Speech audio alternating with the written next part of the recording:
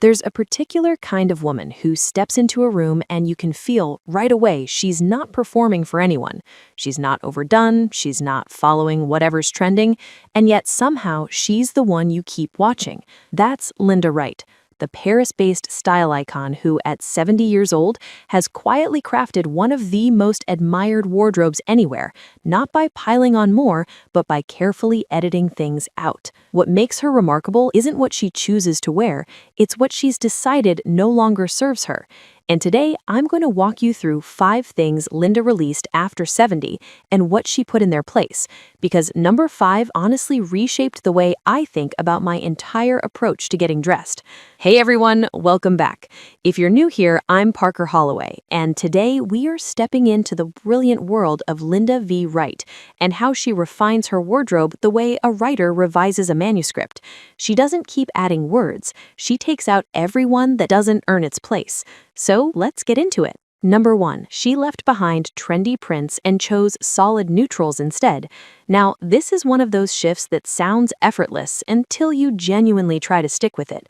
Most of us have wardrobes filled with things that felt thrilling at the point of purchase, those vivid florals and graphic prints and elaborate patterns that seemed so fresh in the moment, but somehow never quite land the way we envisioned. Linda made a very conscious decision years ago to shape her wardrobe almost entirely around solid tones, mostly neutrals like camel, cream, navy, charcoal, and of course, black. And the reason this is so striking is that when you eliminate the visual clutter of pattern, the focus shifts immediately to the structure, the fit, and the woman herself. What I admire most about this is that it's not about being plain, it's about being purposeful. It's about reaching for pieces that work in harmony rather than in conflict, so that every item in your closet genuinely earns a spot. If you're someone who treasures a beautiful print and you're not willing to part with all of them, here's where to begin. Construct your base entirely in solids and let one printed scarf or one striking blouse stand as the exception instead of the standard. Honestly, once you discover how much smoother your mornings feel, you might never turn back. And speaking of things Linda simplified, wait until you hear what she did with accessories, because that one really took me by surprise. Number 2, she left behind statement jewelry and chose one signature piece instead. This is something countless women our age grapple with because we've spent a lifetime building beautiful collections, and it feels almost ungrateful not to wear them. But here's what Linda recognized that took me quite a while to fully understand.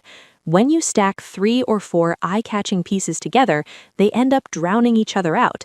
None of them receives the moment it deserves. Linda is almost always photographed wearing one piece, usually a simple gold cuff or a pair of classic earrings, and that single selection becomes woven into her identity rather than serving as mere decoration. What's interesting is that when you commit to one signature piece, it achieves something really remarkable. It becomes your hallmark. People start to picture it when they think of you. It becomes embedded in how they remember you, and that's so much more lasting than rotating through a dozen different necklaces. For those of you who have a jewelry collection you deeply love, I'm not telling you to give it up. What I am telling you is try wearing just one piece per outfit and observe how much more polished and cohesive everything becomes. I think you'll be genuinely amazed. Number 3, she left behind fast fashion basics and invested in fewer, better-made pieces. Now, I know this idea comes up repeatedly in style conversations, but Linda takes it to a level of commitment that most people simply don't reach. She doesn't just seek quality, she buys so selectively that every single garment must prove it belongs.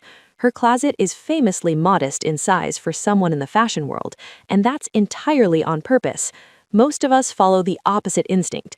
We accumulate more because each item costs less, and we end up with wardrobes full of things that fit reasonably and look acceptable, but never make us feel truly pulled together.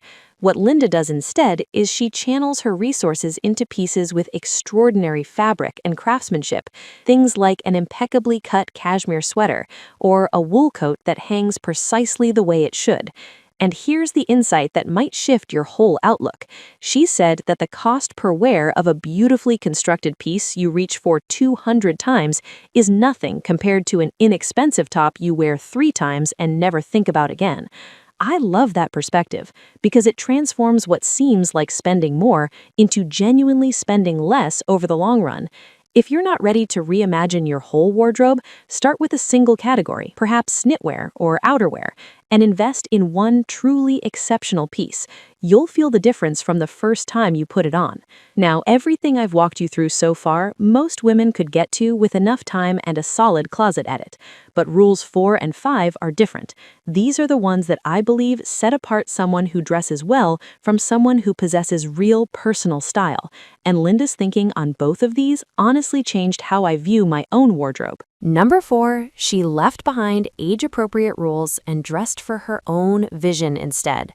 This is where things get truly compelling because there's this quiet pressure that grows as we get older, this assumption that certain things are no longer available to us.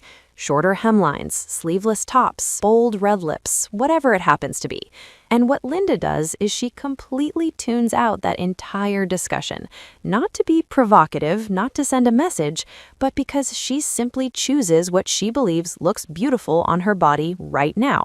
She wears leather jackets in her 70s, not because she's striving to appear younger, but because she loves the way a structured jacket creates balance against a softer silhouette beneath it. She wears her hair in a way that feels genuine to who she is, not who someone else has decided a 70-year-old woman should be. And I think that's the essential truth here. Style after 50 or 60 or 70 isn't about adopting a new set of limitations, it's about finally possessing the courage to abandon limitations altogether. If you've been holding yourself back from something because you convinced yourself you were too old for it, I sincerely want you to question that. The most stylish women in the world aren't seeking permission, and neither should you. And that brings me to the final one, the one I mentioned at the very beginning. And honestly, this is the one that lingers with me long after I wrapped up the research for this video. Number 5, she left behind the need to be noticed and chose the power of quiet presence instead.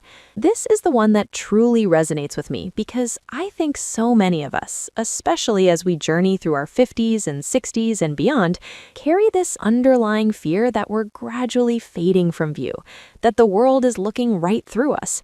And the natural reaction when you feel that way is to add more, to wear more, to fight harder to be visible. But Linda chose the opposite path. She peeled everything back. She leaned into simplicity and restraint and this extraordinary discipline of only wearing what authentically represents who she is.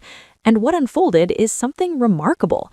By never chasing attention, she became utterly unforgettable. There's a power in a woman who walks into a room wearing a perfectly fitted navy coat over a cream cashmere sweater with one gold bracelet and absolutely nothing else competing for the eye. She doesn't need the room to turn toward her because her presence speaks for itself. And I think that's the most essential lesson in Linda's entire philosophy. Style after 50 or 60 or 70 isn't about adopting a new set of limitations, it's about finally possessing the courage to abandon limitations altogether.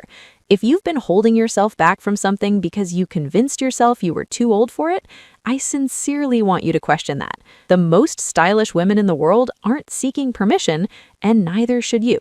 And that brings me to the final one, the one I mentioned at the very beginning. And honestly, this is the one that lingers with me long after I wrapped up the research for this video. That woman who walks into any room and quietly draws attention without even trying, she's not wearing more than you, she just understands exactly what to leave behind. The question is, what are you gonna leave behind tomorrow morning? And speaking of women who've mastered the discipline of editing their style, next week I'm gonna take you through how Inez de la Forsange constructed an entirely different expression of French wardrobe wisdom, using nearly the same philosophy, but with a completely different feel. So make sure you're subscribed for that one. All right, everyone, that is everything I have for 5 things Linda Wright left behind at 70 and what she wears instead. I hope you found this video valuable and perhaps even a little bit inspiring. If you did, please hit that thumbs up and subscribe so you don't miss what's on the way.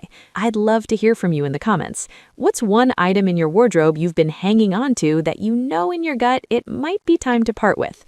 Let me know because I'm certain your answer will speak to someone else watching this too. Be sure to follow me on Instagram, and as always, thank you all so much for being here, and I'll see you all next time.